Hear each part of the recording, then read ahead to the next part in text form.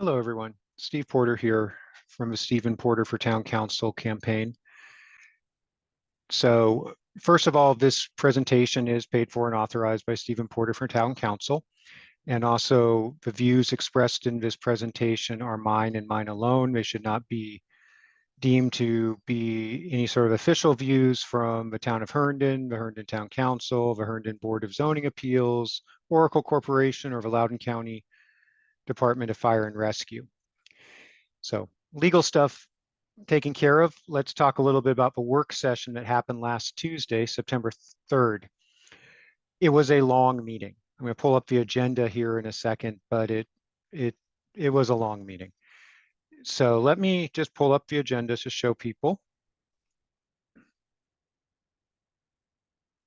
So hopefully everyone can see the agenda here.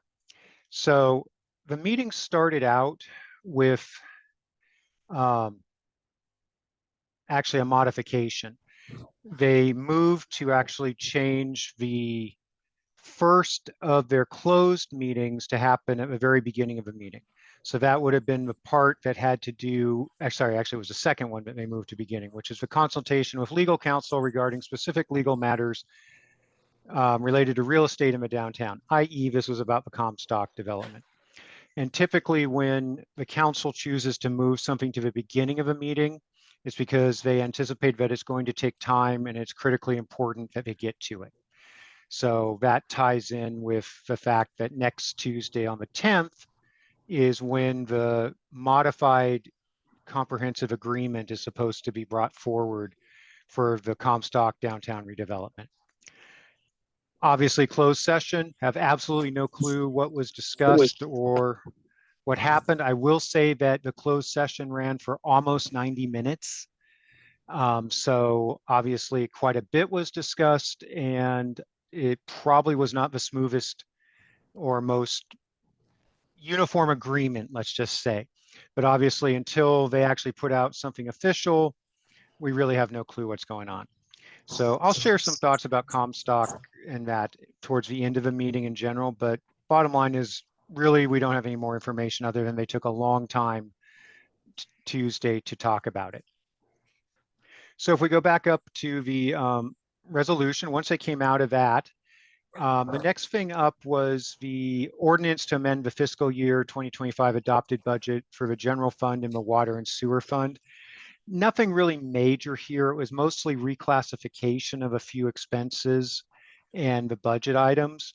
This typically happens each year. They take a look as they're doing their auditing and things and go, this is more appropriate to be a general expense or a capital expense or something like that. So really, this one was not anything particularly worrisome, doesn't have any significant impacts on the town per se. If you drill into it, it will pop it up. But basically you can see they were just moving some funds, using insurance proceeds for some things, stuff like that. And then they reclassified some of the water and sewer things. So they had about 600,000 that they initially put in capital improvements. Realistically, it was a professional fee. So they just updated budgets and things to reflect that. So, so that one didn't have a ton of stuff in it. Whoops, went too far. Then they got into the general resolution. They will have an annual report for a fiscal year that will be presented as one of Bill Ashton's last acts as town manager next Tuesday. They did not go into it. This was basically a placeholder. And then we got the meeting schedule.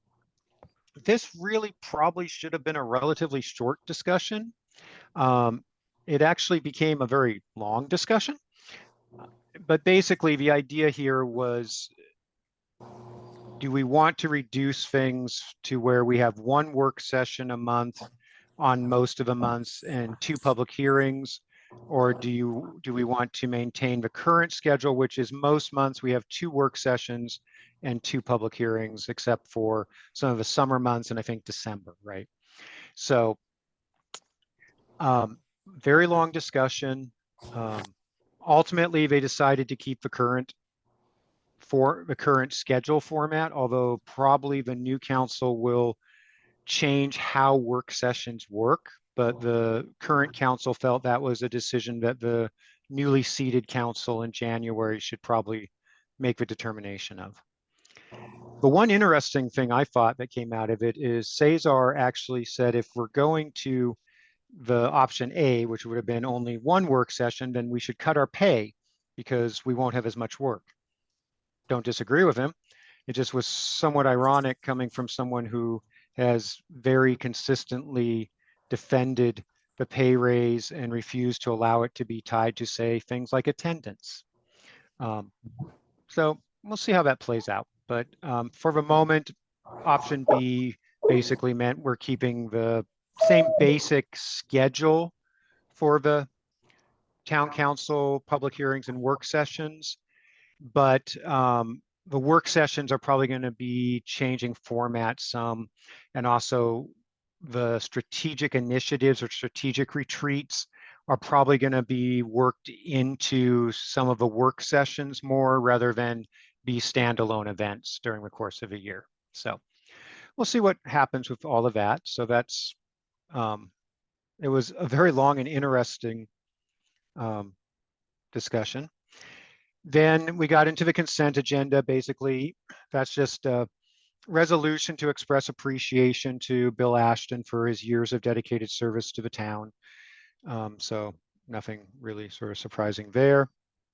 And then we got into the three discussion items. One of the things about work sessions is they typically have discussion items, which aren't necessarily designed to be action items, but a place to start talking about, getting information, things like that for things that the council and or the town staff are thinking about.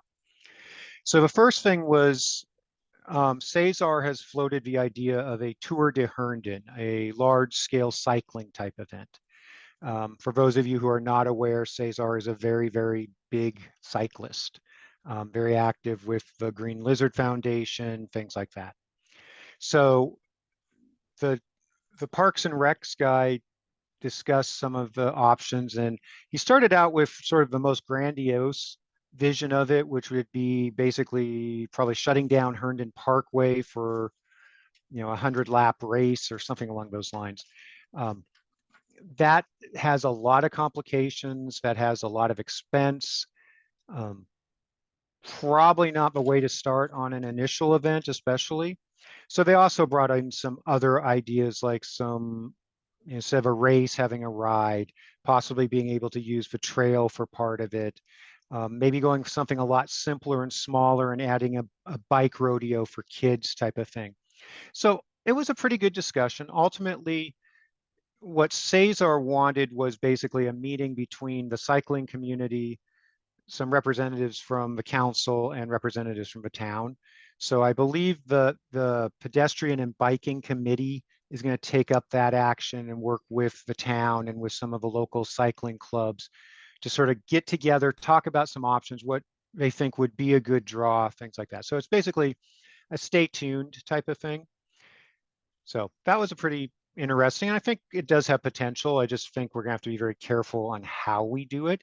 And I do agree with the Parks and Rec guy that it's critical that if we do an event like this, that primary leadership and sponsorship needs to be through some sort of nonprofit or some of these cycling clubs, stuff like that. It shouldn't be something that the council or the town itself is the primary driving factor of. So we'll see what comes out of the various upcoming meetings. Then we got into the next thing up here. I'll pull this back up for a second.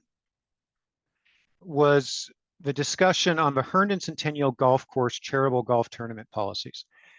For those of you who might have missed the earlier meetings, I believe it was in August, might have been July.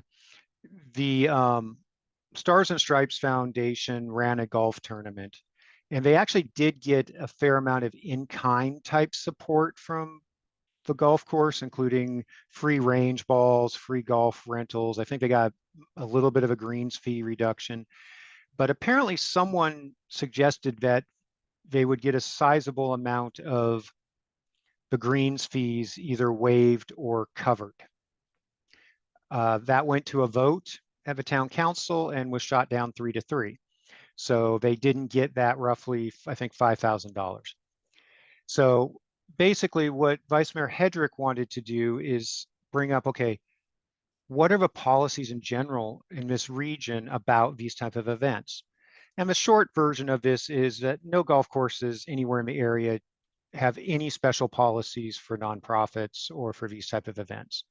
In fact, none of the other ones even would have given free range balls or done something like that. So, you know, consistency wise, it's also important to remember that the golf course is a enterprise fund. It has to pay for itself. So if we start insisting that they give those type of discounts, somehow we have to make up the difference as a town. So that was one of the concerns that I saw with it. You know, I think it's important that we're consistent with our policies and also consistent with our regional competitors and partners, if you will, for keep things pretty level. One of the concerns I have is if you start saying, you know, we're going to allow charitable organizations these type of discounts or things, then we have to offer it to all of them. And that's something I don't think Cesar and his coalition really were thinking about. You know, they want Stars and Stripes and I'm sure some other organizations, but realistically, you know, if other 501c3s that perhaps are not as well aligned with who we are as a town wanted to do it and get the discounts, we would have to extend the same to them. So there's a lot of potential problems here. And then the final sort of interesting thing out of this was that Cesar was trying to see if there was a way that we could we shot down the funding for it. So we didn't give Stars and Stripes some money to pay their bill. So he wanted to know if there was some way that the town council could simply forgive their bill, which effectively is still giving them the money. The town attorney was like, she'll have to look into that a bit more, but she doesn't think it's legal to do so. And it probably isn't a good idea, even if it was. So, but, you know, that's something Cesar is going to continue to pound on, I think, as much as he can. He basically did, I think, commit to Stars and Stripes that they would be getting money from the town. And obviously he doesn't have the authority to do that. And when it came to a vote, it was 3-3 and it failed. So that's what it is. But again, I think Vice Mayor Hedrick's on the right track that you want to keep the policies consistent. You don't do special carve outs for people. So whatever we look at needs to be a consistent policy and applied evenly to whatever type of group, in this case, nonprofits that, you know, we're trying to do. So I don't know if we'll see much more from this topic. I think it sort of has run its course, but you never know. And then the last topic on the discussion side of things was this discussion on zoning along Herndon Parkway. This was raised by Councilmember DeLaguila again. And basically what he was looking to do is figure out if there was some way to proactively rezone sections of the Eldon Spring Streets corridor along the Herndon Parkway to basically put in higher density, multifamily, multi-use type things with required offsets for affordable housing. There are issues with that. It's not completely out of a realm, but anytime you rezone, it's supposed to be in conjunction with and in alignment with your comprehensive plan. The town maintains a comprehensive plan that's, I think it's reset every 5 years or so. And so there's that issue that when we look at that, we would have to make sure that that type of rezoning was consistent with whatever we had outlined in the comprehensive plan. The other thing is spot zoning is patently illegal in Virginia. So you couldn't pick to say, well, I want to change the zoning on this one parcel or a couple parcels in this area to do this. You know, it has to be again, a comprehensive, thoughtfully applied policy that applies to reasonably defined districts, if you will, within the zoning map.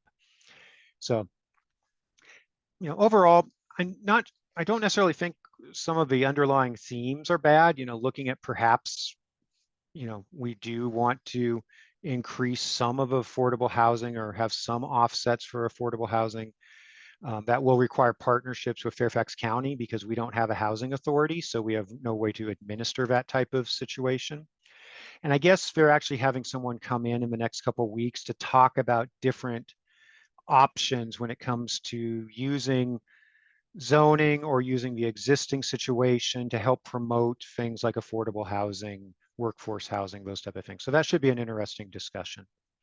You know, overall, you know, Herndon still has a pretty good mix of housing. I know a lot of people on the other side want to say that we don't, but when you look at our size, under 4 square miles, roughly 26,000 residents, we do have a fairly decent mix of apartments, condos, duplex type stuff, single families at various price points. We don't have a lot of very low end housing.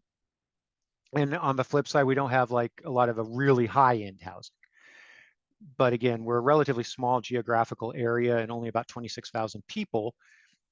So the mix is probably decent. And the other thing we always have to consider is if we're going to move to higher density housing, we have to make sure that our infrastructure can handle it. So the roads, electric, water, sewer, all those things have to be taken into account, as well as some of the other factors like the impact on education, schools, impact on health and human services, impact on police and safety.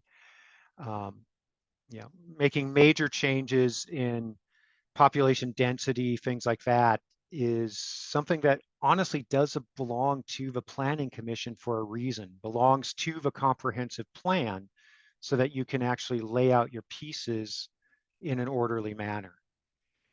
All right, so after that, they went to the round table. At this point, I forget, I think it was like almost 10 p.m., approaching 10 p.m. by this point. Oftentimes when that happens, the round table, most of them decide whatever they wanted to say doesn't need to be said this week. And that's what happened in this case. Basically, I don't think anybody had anything substantial in the round table. So that brought them back to the second part of the closed meeting, which was a discussion of prospective candidates relative to appointments to boards and commissions. This one we actually know a little bit more about because there were 2 appointments that were supposed to get passed at the August public hearing. They got tabled in essence and brought back for reconsideration. And the reason was, or seemed to be from a discussion at the public hearing in August, was that especially the end of it, they basically chose to not renew 2 people's appointments and to replace them with new people.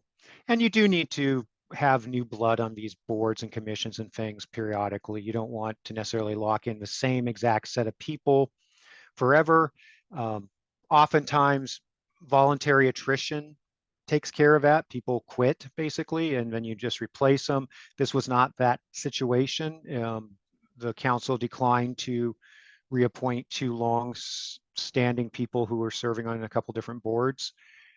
But the problem was the one they replaced on the Planning Commission had a lot of institutional knowledge that hadn't transferred yet. And so the chair of the Planning Commission, brought up some very serious concerns to council about that. And so Kevin requested that that be pulled off the consent agenda at the last public hearing. And basically they're going to take another look at it.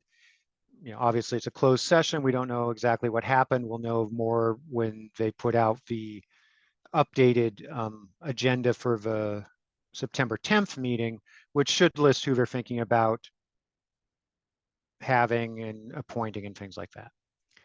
So that was basically the meeting. I'm not exactly sure how long that went. I don't think that went a long time. I think Clark or somebody told me it was about, another 30, 35 minutes worth of discussion. So it was a pretty long meeting overall. So that was my quick recap and thoughts about the September 3rd meeting. Now, going into the September 10th meeting with public hearing, the various things on this schedule, typically the work session gives you a heads up sort of what to expect at the public hearing. So we know there's going to be this general fund and water sewer. That is a public hearing. You can speak for 3 minutes specifically on this topic if you choose. Everything else, if you want to speak on it, you have to speak during that 3 minutes of general comments at the very beginning of a meeting. So, accepting the annual fiscal report, we haven't seen it yet, so not a lot I can say until it's actually released and we can take a look at it. Town council meeting schedule, they left it the same.